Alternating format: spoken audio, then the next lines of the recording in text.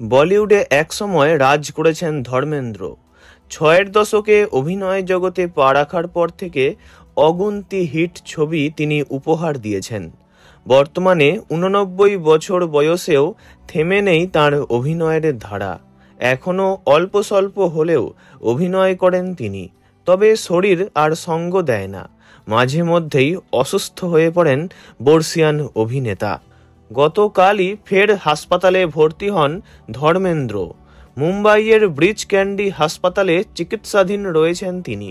জানা যাচ্ছে বার্ধক্যজনিত বেশ কিছু অসুখে ভুগছেন অভিনেতা।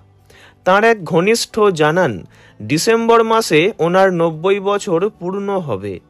বয়সজনিত বেশ কিছু অসুখ জাঁকিয়ে বসেছে, সেগুলির পরীক্ষা নিরীক্ষা করতেই হাসপাতালে ভর্তি করানো হয়েছে তাকে। তবে হাসপাতাল থেকে তিনি কবে ছাড়া পাবেন তা জানা যায়নি। এবছর এপ্রিলেই তাঁর চোখের ছানির অপারেশনও হয়েছে। সব কিছু মিলিয়ে ভালো নেই অভিনেতা। তবে সবসময়ই নিজের শরীরের খেয়াল রাখেন ধর্মেন্দ্র। নিয়মিত ব্যায়াম করেন, সঙ্গে ফিজিওথেরাপি চলে তাঁর। পরিমিত খাওয়া দাওয়া করেন, রাতে সময় মতো ঘুমোতে যান এবং নিজেকে নানা রকম কাজের সঙ্গেও যুক্ত রেখেছেন। 2024-এ মুক্তি পাওয়া তেরি বাতোঁ মে ऐसा উলঝা জিয়া ছবিতে শেষবার পর্দায় দেখা গিয়েছিল তাঁকে। তবে এবছর ডিসেম্বরে তাঁর অভিনীত আরও একটি ছবি মুক্তি পেতে চলেছে। ছবির নাম 21।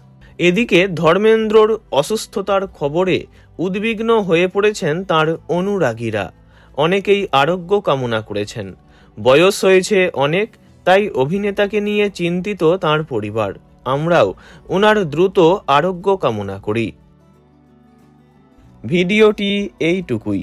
বিনোদন জগতের সব রকম খবরাখবর জানতে চ্যানেলটি অবশ্যই সাবস্ক্রাইব করবেন। ধন্যবাদ।